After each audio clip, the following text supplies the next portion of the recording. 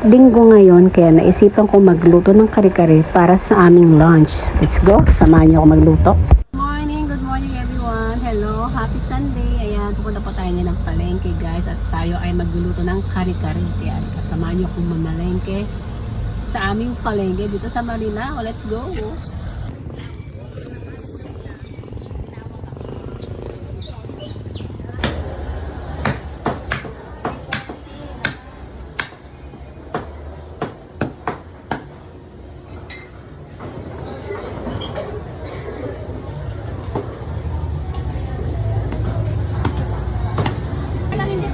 Magkano pechay?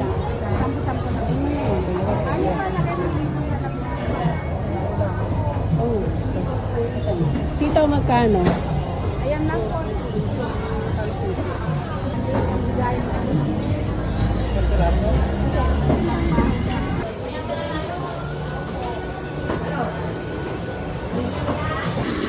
Ayan, bumili ako ng isa't kalahating kilong pata. Ayan, pinakulo ko na siya at pinirito bago natin siya lutuin ulit para timplahan para magkaroon tayo ng isang kare-kare menu. So ayan, ito na yung mga gulay na nire-ready ko na. Talong, dalawang talong lang binili ko dahil mahal siya.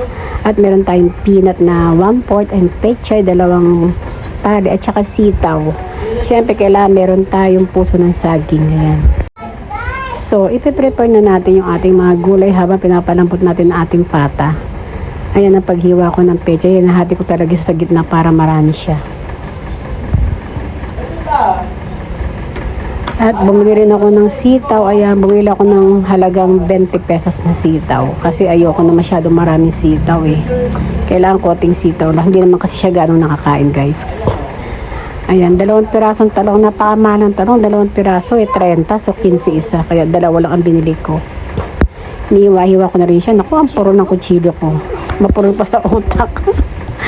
Ayan, napakapuro ng kutsilyo ko. Ano bang klaseng kutsilyo to? Hindi pa nahasa. Ayan. Sige, hiwain lang natin yung talong natin. Kaya naman siyang hiwain kahit mapuro siya. At isunod naman natin hiwain ang puso ng saging. Then, ayan ang mga pechay. Niready ko na siya. Yan, nakaready na lahat. Nakahiwa na. Ngayon, ayan, magigisa na tayo ng bawang, sibuyas. Pinagsama-sama ko na siya para isang gisahan na lang.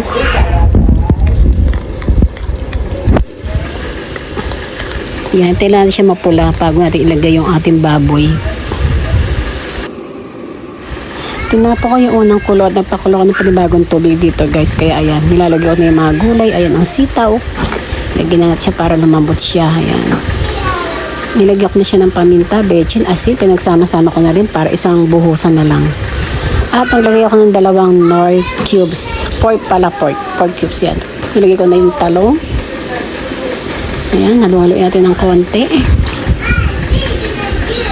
Nilagay ko na rin ang puso ng saging. Ayan, hintayin na natin siyang kumulo at malapit na siyang maluto. At naglagay ako ng atsuete para kumuli ang ating kare-kare.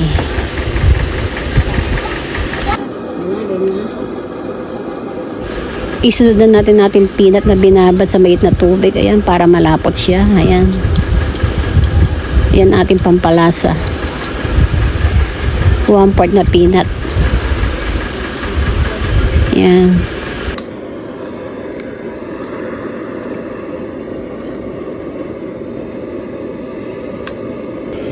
At sa panghuli, naglagay po tayo ng cornstarch para po lumapot ang ating kare-kare. Okay, ready for serving na siya.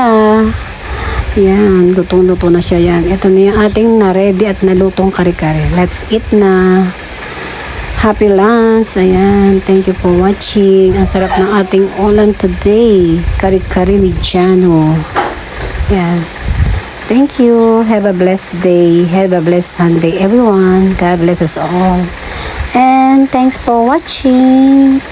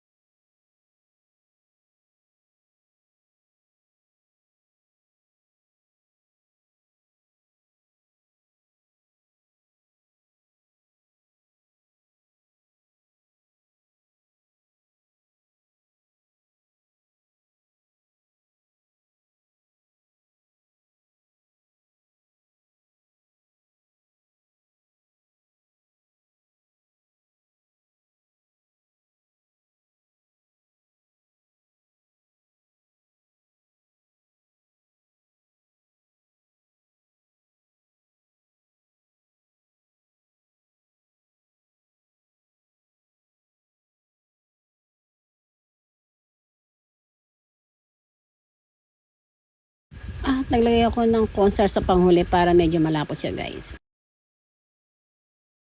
So, ayan, luto na ating kare-kare. Ready for serving na siya.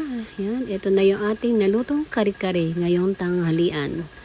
Ang sarap at ang bango. Let's go. Ay, nagugutom na ako kaya kakain na tayo. Let's eat. Ayan, thanks for watching. Happy Sunday, everyone. God bless po sa ating lahat. Ayan, ang sarap. Kare-kare ni Jano for lunch. Thank you for watching.